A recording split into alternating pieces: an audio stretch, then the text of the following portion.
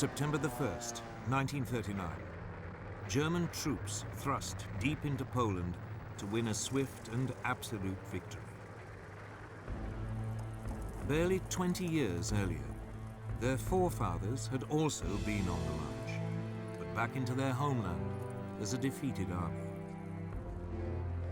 In November 1918, after 4 years of World War I, Germany's Emperor, Kaiser Wilhelm II, had been forced to abdicate. His armies were being ground down by a remorseless offensive by British, French, and US troops. His people faced starvation. But already, a dangerous myth was taking root. The German generals and troops claimed that they hadn't been defeated in battle, but betrayed by their own cowardly politicians. Even so, at 11 in the morning on November the 11th, 1918, the 11th hour of the 11th day of the 11th month, World War I came to an end.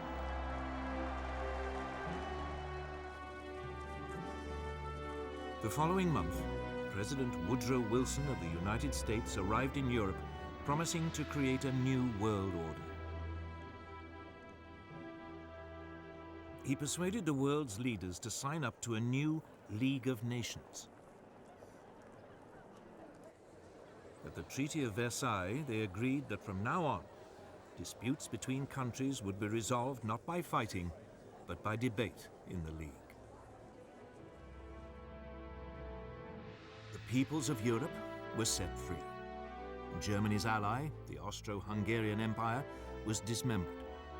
Out of it, new nations were created: Austria, Poland, Hungary, Czechoslovakia, Yugoslavia, Latvia, Lithuania, and Estonia. Germany itself was greatly reduced in size. But this process contained a time bomb. Not everyone celebrated the birth of countries like Czechoslovakia. Several of them contained substantial German minorities. One day, the desire to reunite the German peoples would come to haunt Europe. The war-torn German people also had one final indignity inflicted on them. They were forced to pay a massive £6.6 billion in reparations to France and Britain, something they could ill afford. And when he returned to America, Wilson's new world order immediately fell apart. The US Congress decided it could not risk being sucked into another war in Europe. It refused to join his league, and the US withdrew into isolationism. Germany was now a very different nation. It was still Europe's biggest country, but its militaristic monarchy had gone. It had become a democracy. But its government, the so-called Weimar Republic, was soon struck by a series of hammer blows. Street battles erupted between extreme right-wing nationalists and communists trying to start a revolution. Then, in 1923, the country was devastated by hyperinflation, which reached hundreds of % a month. Ordinary people's savings were wiped out. This was fertile ground for a new breed of rabble-rousing right-wing politicians. Among them, Adolf Hitler. Hitler had been born in Austria. He had fought bravely as a soldier in World War I and been awarded the Iron Cross. On returning to Germany, he settled in Munich, and his fiery oratory soon enabled him to seize control of the small National Socialist or Nazi party.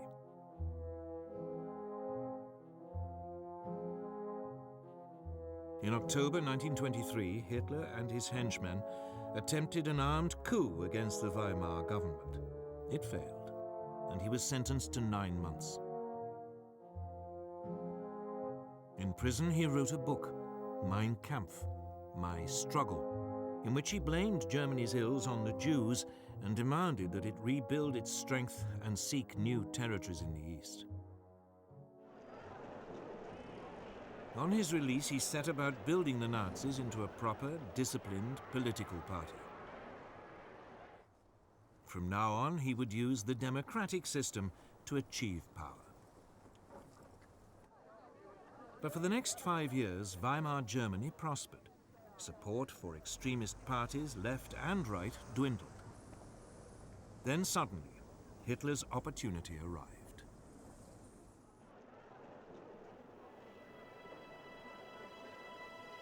In October 1929, the US stock market crashed. Billions of dollars were lost, and an economic depression swept across the world. Unemployment in Germany soared to over 6 million. Only extremist politicians seemed to offer a solution. Wir haben ein Ziel uns gewählt und verfechten es fanatisch, rücksichtslos. Politicians like Hitler. By 1931, his Nazis were a true mass movement. And they had their own brown-shirted thugs, the SA stormtroops, who numbered almost 3 million. In the 1932 elections, the Nazis became the largest party in Germany's parliament, the Reichstag. But Hitler refused to join a coalition, leaving parliament paralyzed. To break the impasse, President Hindenburg made him chancellor in January 1933, head of the government.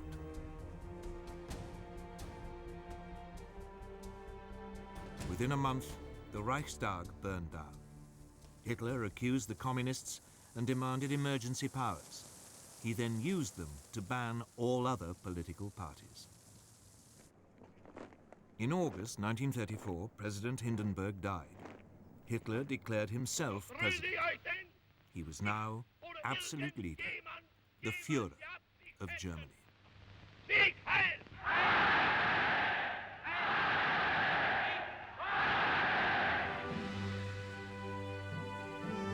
At first, there was little sign of what was to come. For the next 3 years, the Führer concentrated on rebuilding Germany's economy. He spent millions on public works, including the 5,000-mile Autobahn system, to soak up the unemployed. But in secret, Hitler was also spending lavishly on a huge rearmament program. Under the Versailles Treaty, the German army had been limited to 100,000 men. The country was forbidden to have an air force, tanks, or submarines. This small army was trebled in size. Then, in 1935, Hitler came out into the open. He unveiled a brand new air force, the Luftwaffe. It had 2,500 planes, far more than Britain or France. Unemployment plunged, and the Nazis became enormously popular. Now emboldened, the Führer made his first expansionist move. In 1935, he reoccupied the Saarland district on the French border, after it voted to return from League of Nations to German rule. A year later, he sent German troops into the Rhineland, part of Germany which had been demilitarized at Versailles. At the time, many felt that Hitler was only claiming back what was rightfully Germany's. Neither Britain nor France objected.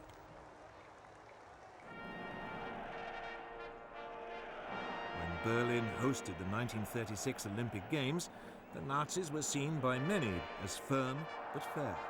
A government which was restoring the nation's pride and which didn't threaten anyone. Of course, there were signs. The 1935 Nuremberg laws forbade Jews to marry true Aryan Germans and deprived them of their citizenship. But when the first threats came to world peace, they didn't come from Hitler at all, but from somewhere else entirely.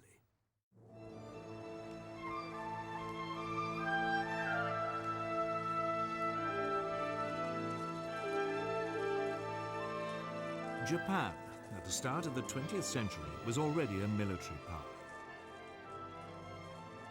It had defeated Russia in a war in 1905, and it had fought alongside the Allies in World War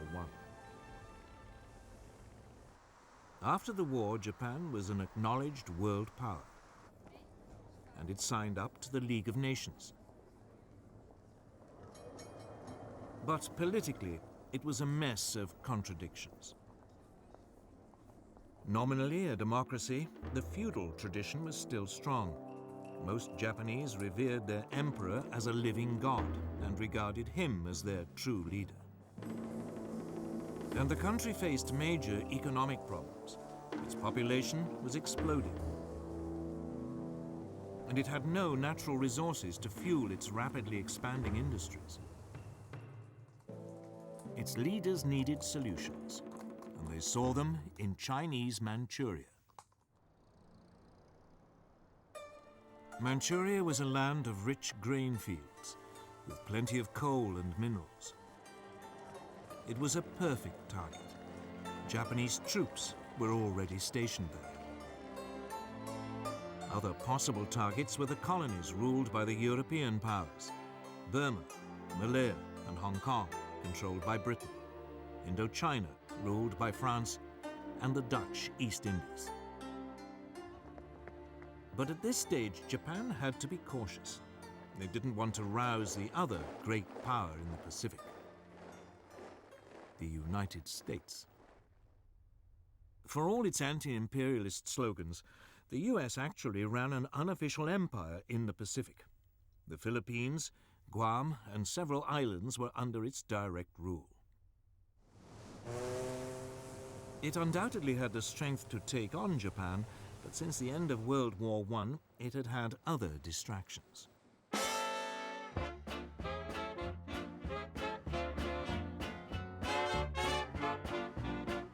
This was America's Jazz Age.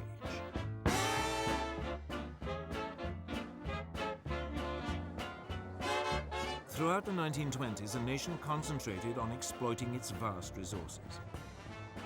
There was an economic boom that seemed without end.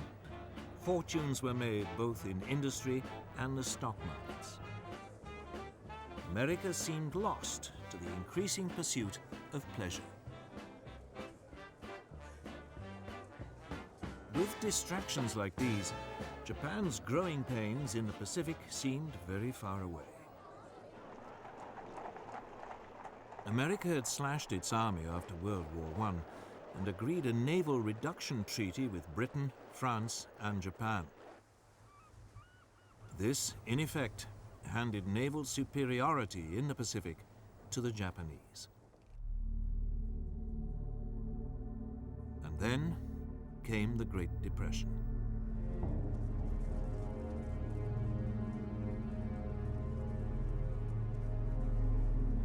As the economic devastation spread, a quarter of the population lost their jobs. Tens of thousands were made homeless, living in shantytowns. Whereas before it had been distracted by pleasure, now America was distracted by pain. It was time for Japan to make her move.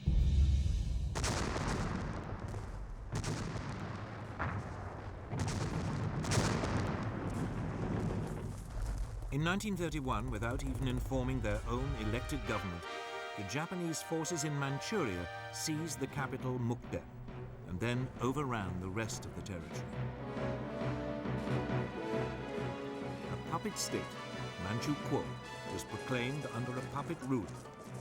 Henry Puyi, the last emperor of China, who had been deposed in 1911, was dragged out of retirement.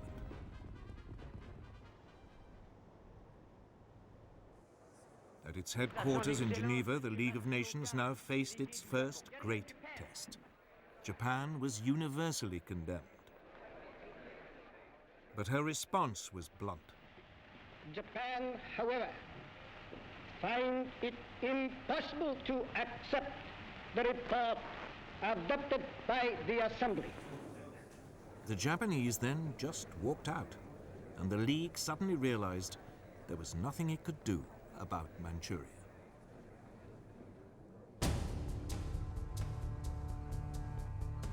Japan was declared an international pariah, but it didn't care.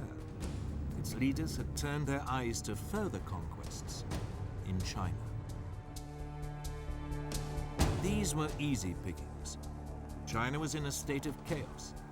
The government of Generalissimo Chiang Kai-shek was locked in conflict with the Chinese Communist Party under Mao Zedong. There was civil war.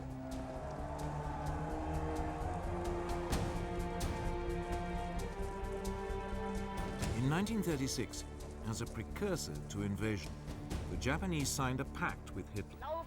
The aim was to guard against any attack by Soviet Russia were it to move on China.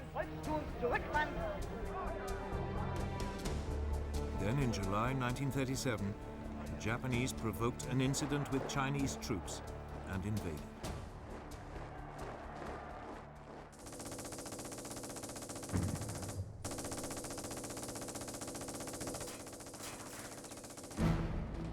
At first, the Chinese were taken by surprise. But they soon fought back fiercely, the Communists even joining the Kuomintang in a united front. The Japanese responded with amphibious landings.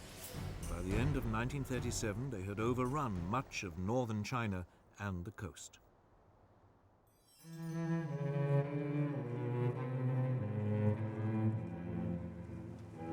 The Japanese fought this war with exceptional brutality, bombing cities indiscriminately. Westerners living in the commercial center, the port of Shanghai, were now evacuated. The city was then besieged for 3 months.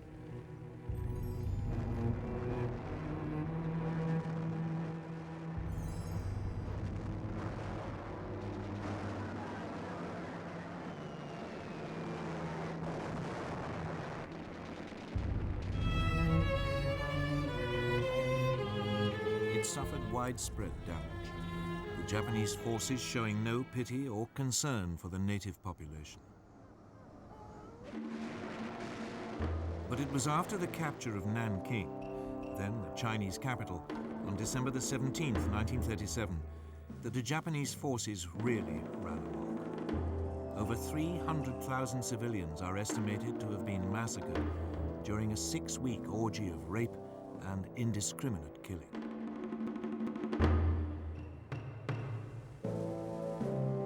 The Japanese even attacked British and US warships which had been sent to protect their shipping and trade. The worst incident came on December the 12th, 1937.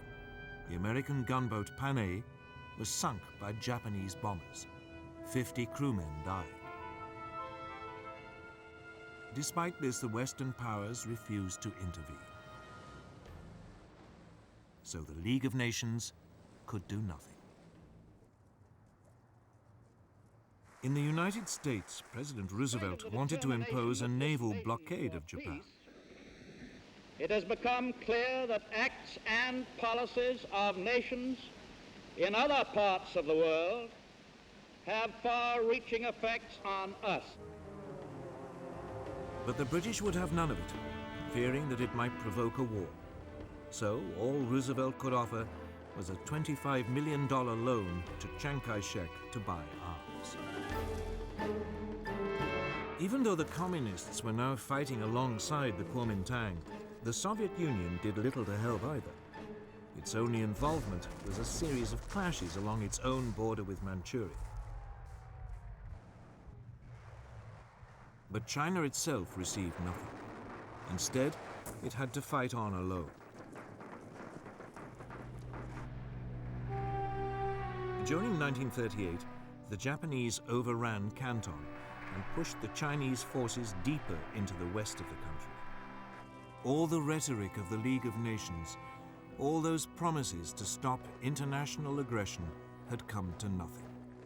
And by now, the Western powers were facing aggression much closer to home. Deve cristallizzare una posizione di potente ingiustizia.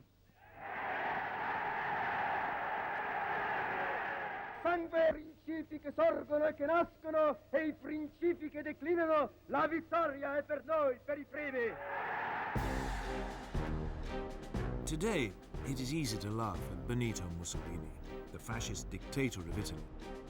All that posturing seems faintly ridiculous now, but it didn't seem that way in 1922.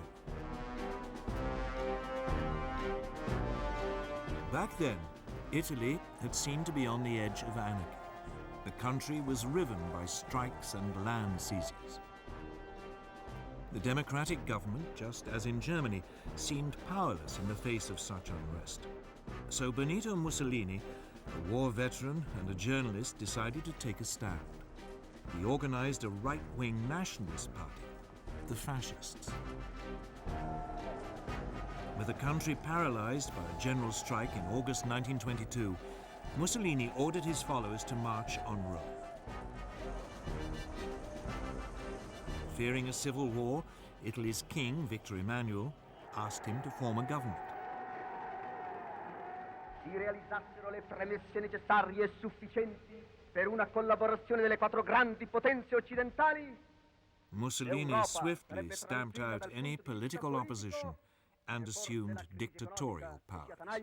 deve cristallizzare una posizione di potente ingiustizia. By 1928, his position seemed secure. Parliament was appointed rather than elected, and all power was firmly in the hands of the fascist Grand Council.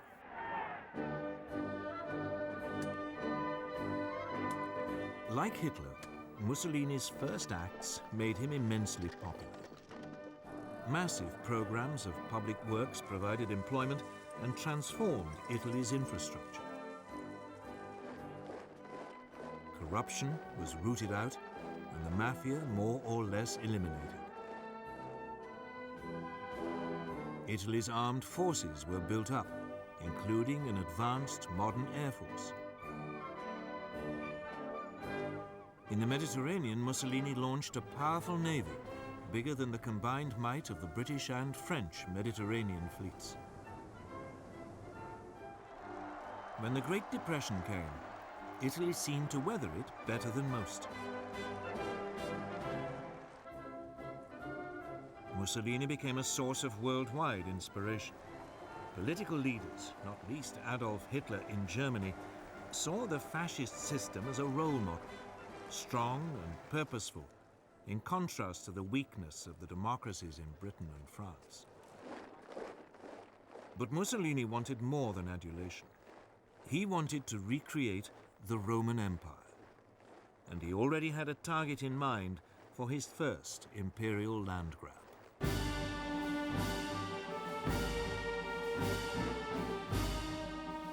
His target was Abyssinia, today's Ethiopia. Italy already had colonies on its borders in Eritrea and Italian Somaliland. In December 1934, Italian forces provoked a clash with Abyssinian troops at an oasis in the Ogaden region, well inside Abyssinian territory.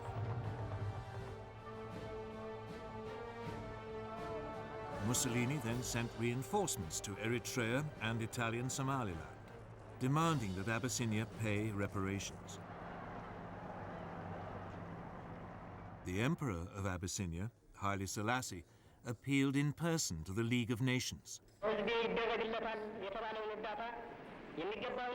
He called on it to live up to its ideals. Here was a small nation under threat from another member of the League. This was the supreme test. But the League did nothing. Britain's Foreign Minister, Anthony Eden, at least tried to broker a peace deal, but Mussolini would have none of it. In early October 1935, the Italian army invaded from Eritrea and Italian Somaliland.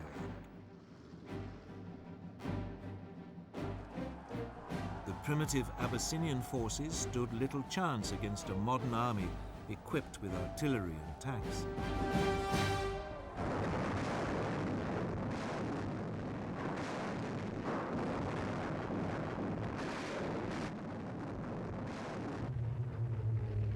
The Italian Air Force had total command of the air and harried the Abyssinians, on occasions dropping gas bombs, even though gas had been outlawed at Versailles. A as a crime against humanity. After 6 months, Abyssinia was completely overrun. The Emperor Haile Selassie fled into exile in Britain. From its headquarters in Switzerland, the League of Nations wrung its hands. It did impose economic sanctions, but they had little effect. Mussolini's aggression had revealed 2 things. The League of Nations, that great hope for peace, was impotent. And both Europe's supposed major powers, the democracies Britain and France, no longer had the stomach for a fight.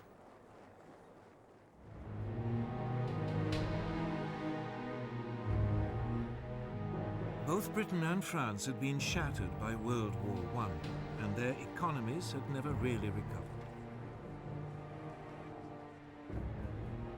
Both had witnessed waves of strikes and unrest. Both had suffered mass unemployment even before the Great Depression.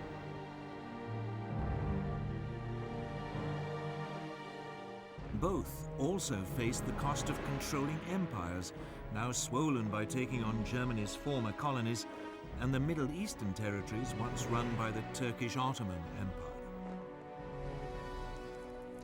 And above all, both had been traumatized by the horrific casualties of World War I. A succession of British leaders, Lloyd George, Ramsay MacDonald, and above all Stanley Baldwin, all resolved to keep Britain out of future conflicts. Despite horrific casualties on the Western Front, Britain had ended World War I with a large and very effective conscript army. This was immediately run down to a small professional force designed to police its sprawling empire. And when the Great Depression struck, any ideas of modernizing the army were abandoned. It meant that Britain went into the run-up to war economically and militarily weak.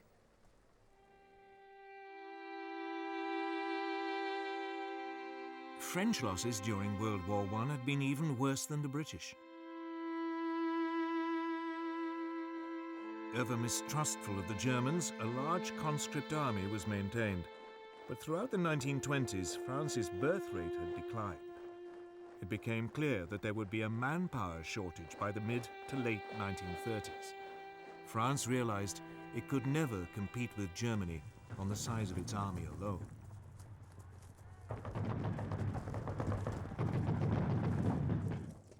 The solution was to adopt an entirely defensive mentality.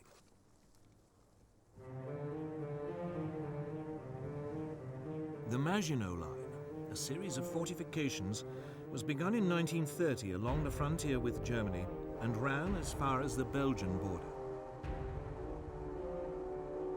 There, it theoretically linked up with fortifications planned by the Belgians. This new French military approach meant that France was only capable of waging a defensive war.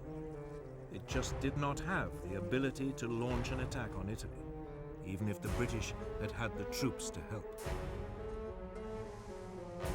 And of course, both countries knew that their navies in the Mediterranean were outnumbered by Mussolini's new fleet.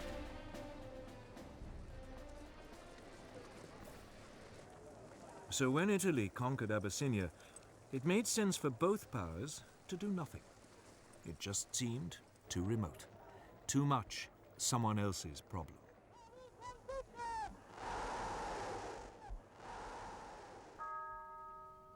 By now, they both had to deal with all the traumas of the Great Depression.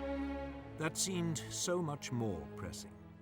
And above all, they were now faced with a military threat far closer to home. A resurgent and rearming Germany. And Germany's power, and that of Italy too, was soon about to be demonstrated in supporting the rise of another dictator in Spain.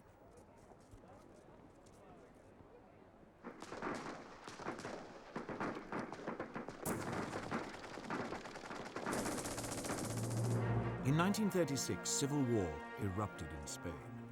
He was exceptionally vicious, setting family against family, communist against fascist, believers against atheists.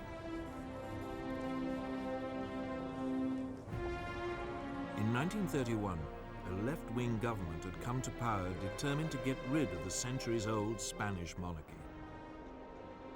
The king was forced into exile and a republic was declared.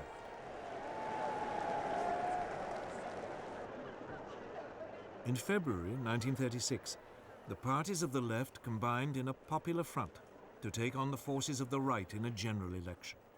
The Popular Front won narrowly. Even though its reform program was modest, the wave of strikes and land seizures led the right to fear that a communist takeover was inevitable.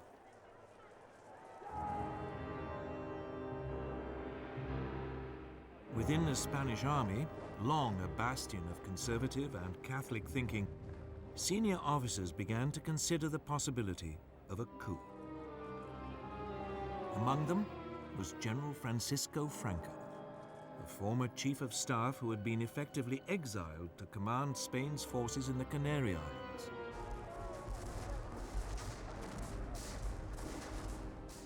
On July the 17th, 1936, the units of the army fighting guerrillas in Spain's colony in Morocco mutinied. The next day, Franco flew to join them, proclaiming a new nationalist movement which would save Spain from communism. Mainland garrisons now joined this revolt. The Popular Front responded by calling for volunteers to defend the Republic. Battle lines had been drawn.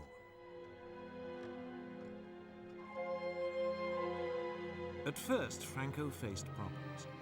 He and his army were in North Africa, and he had to get across the Straits of Gibraltar back to Spain. So he turned to the one person he thought might help: Adolf Hitler.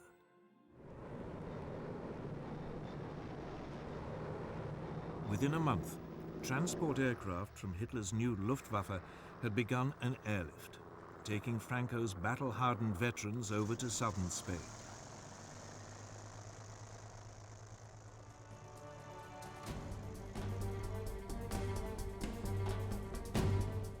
At this stage, the Republic still seemed to have the advantage. The pro-Franco military uprisings in Madrid and Barcelona were quickly crushed, leaving it in control of most of the east of the country.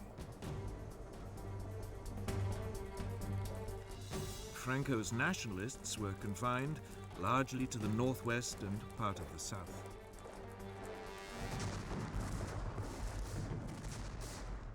But the nationalist situation was transformed when Hitler and Mussolini started to pour in troops and weapons.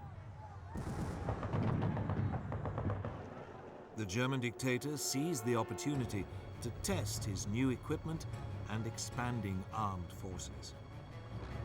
The first Panzer tanks were sent, along with some 12,000 troops.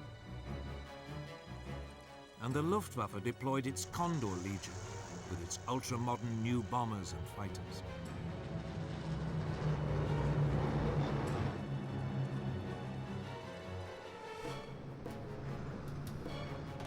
Mussolini sent a so-called volunteer corps of 50,000 men and more than 700 aircraft. In vain did the Republicans appeal to Britain, France, and the Soviet Union for help. But London and Paris were scared of setting off a European war. They declared a policy of non-intervention. Cynically, both Germany and Italy signed up to this. But when it became obvious that they were still sending arms to the nationalists, Joseph Stalin, the Soviet leader, announced that he would help the Republic. Stalin's worry was the rise of fascism in Germany. Hitler had made it abundantly clear that he believed communism to be Nazism's ultimate enemy. Stalin saw the Spanish conflict as a way of keeping Germany and Italy occupied while building up the Soviet Union's military strength. About 700 military advisors were sent, along with tanks and fighter aircraft.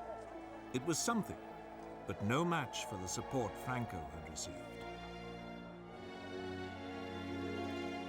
In fact, the largest source of outside help for the Republic didn't come from a country at all, but from volunteers, the International Brigades. About 30,000 left-wing Americans, British, French, and Germans signed up to fight in Spain.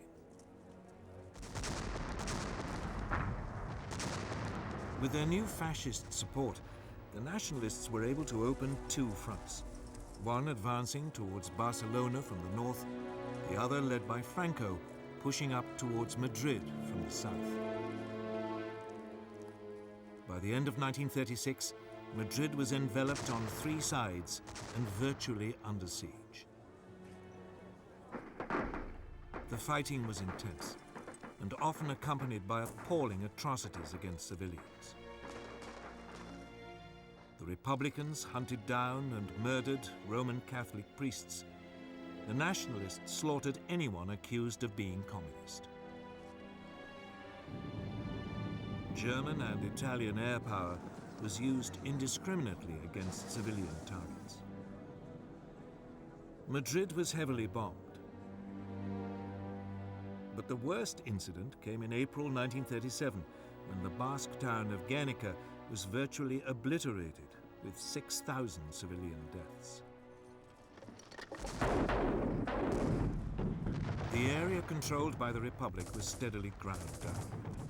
Its forces fought with great gallantry, but undertrained and under-equipped amateurs were no match for the professional soldiers led by Franco, or for the combined modern weaponry of Italy and Germany. As the war dragged on, the fighting around Madrid became a symbol of the left's determination not to be crushed by a fascist dictatorship. But behind the scenes, the Republican alliance was falling apart. The communists and socialists wanted to concentrate on winning a military victory.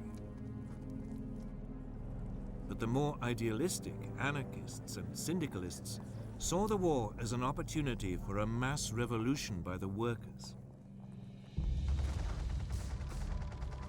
These disagreements burst out into the open in May 1937. Fighting broke out in Barcelona between the anarchists and communists. It was a fatal weakening of the Republican cause. By the end of 1938, the nationalists had penned their enemy into a small enclave around Barcelona, and another stretching eastward from Madrid to the coast.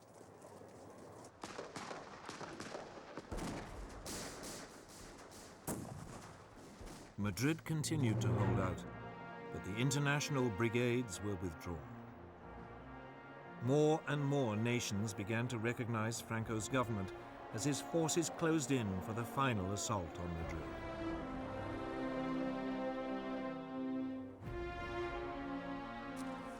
At the end of March 1939, its defenders, exhausted after nearly 3 years of fighting, the capital finally surrendered.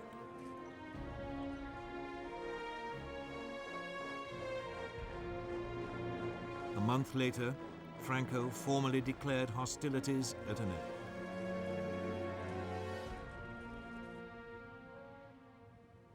The scars of Spain's civil war took years to heal, and in some ways, they never have. And internationally, Franco's victory over the Republic proved a disaster. Hitler and Mussolini were confirmed in their belief that the democracies of Britain and France were impotent to resist any real pressure. While Stalin despaired of their willingness to confront fascism. Hitler in particular saw his way open to begin the aggressive policies outlined in Mein Kampf. Even before the Spanish Civil War ended, his armies were on the march.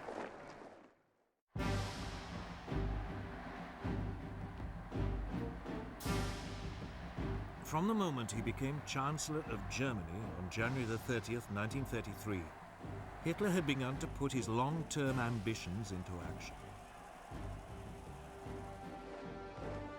On February the 3rd, he told his top commanders that his ultimate aim was to conquer territory in the east and ruthlessly Germanize it. They were instructed to prepare for a massive expansion. Although Germany had been forbidden tanks, a secret treaty with the Soviet Union in 1923 had allowed the development of tank designs and experimentation with new mobile armored tactics. Energetic young German officers like Heinz Guderian read the theories of British thinkers like Basil Liddell Hart and Colonel John Fuller. They even watched exercises being carried out by the British during the 1920s on Salisbury Plain. It was from these that they came up with the idea of fast-moving units combining tanks, artillery and infantry that could thrust fast and deep into enemy territory. Hitler adopted their ideas with enthusiasm. The new army was to have 3 panzer divisions. Similarly, the new Air Force, the Luftwaffe, under former World War I fighter ace Hermann Goering, had a framework to build on. Throughout the years in which its Air Force was officially banned, Germany had kept up its design skills by building civilian machines, and gliding and flying clubs provided a reserve of potential aircraft. Hitler revealed the existence of the Luftwaffe in March 1935. He then announced that the army was to be increased to 300,000 men and conscription was reintroduced. Britain and France protested feebly at this flagrant breach of the Versailles Treaty. But soon they reluctantly and slowly began to rearm.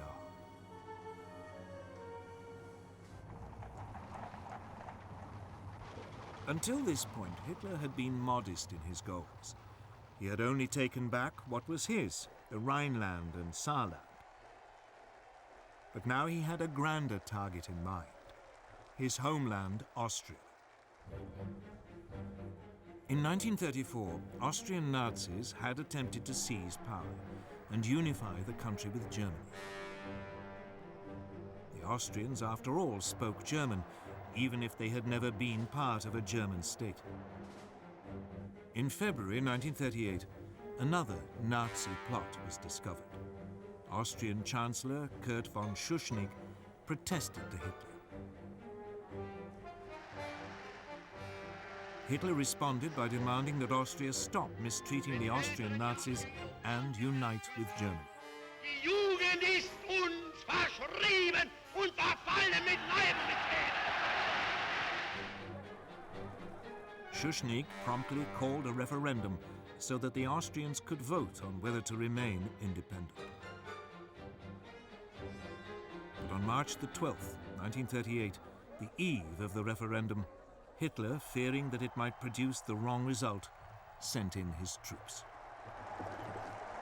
Complete surprise and an enthusiastic welcome by Nazi sympathizers made it a bloodless invasion. Within hours, Hitler announced Austria's incorporation into the Third Reich. A sovereign nation had, for the first time, been subsumed into a greater Germany. Once again, the Western democracies failed to react. In the summer of 1938, he turned on his next prey, Czechoslovakia. A substantial German minority lived in the northwest of the country, an area known as the Sudetenland. These Sudeten Germans had been part of the old Austrian Empire, but had been cut off when Czechoslovakia was created in 1919. This was the time bomb that had started ticking at the signing of the Treaty of Versailles.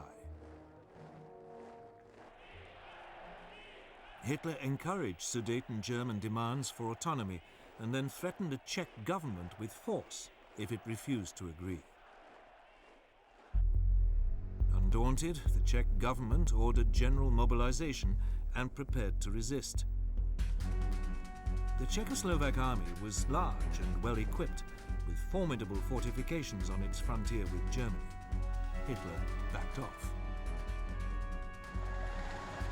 But then at the beginning of September, concerned that war might be imminent, the British Prime Minister Neville Chamberlain decided to act as a peacemaker. He flew to meet Hitler twice. The Nazi dictator assured him that if he could have the Sudetenland, he would make no further territorial demands in Europe.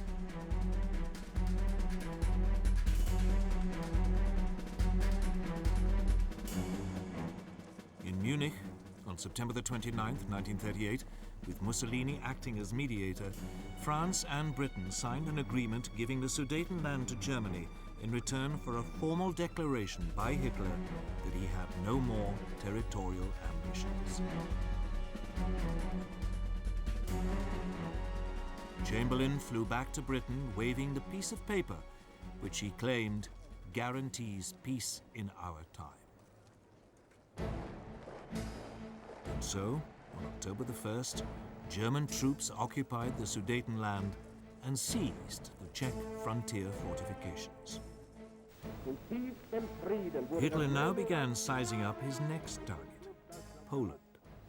Eine große Nation muss dauernd zusehen, wie gegen Recht und vertragliche Bestimmungen Angehörige des Blutes. Again, the nominal cause was a German minority marooned as a result of the Versailles Treaty. Als normalen Staatenverbrecher.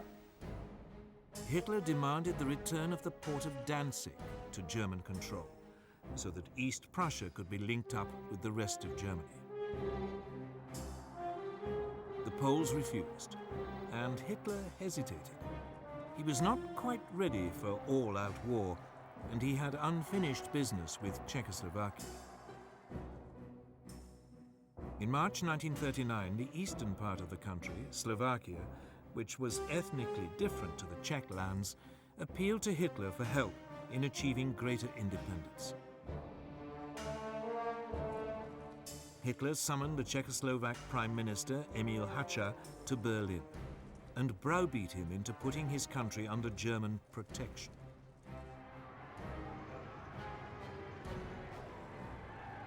German troops now marched into the rest of Czechoslovakia, unopposed. Most of the country was annexed into the Reich. Slovakia was declared a protectorate. For the first time, Hitler had seized non-German-speaking territory. But again, there was only a feeble protest from Britain and France. At the end of March, he again repeated his demand that Poland give up Danzig. This time, France and Britain declared unequivocally that they would declare war if he attacked Poland. But by now, Hitler cared little whether they did or not. He was sure that they would be weak and indecisive opponents. In Russia, Stalin had also become increasingly concerned by Hitler's aggression. In April, Stalin proposed an alliance with Britain and France. But negotiations made little progress. And finally, Stalin despaired, deciding that there was another solution to the German threat. On August the 23rd, the Soviet Union and the Third Reich, who everyone had believed were sworn enemies, announced a non-aggression pact. The agreement secretly specified that Poland would be split between the two countries, and Stalin would have a free hand to take over Estonia, Latvia, and Lithuania. Now free from any Russian threat, Hitler ordered his armed forces to prepare for an immediate invasion. On the evening of August the 31st, the German Wehrmacht prepared for the assault. Its Führer had made the decision which would plunge the world into war.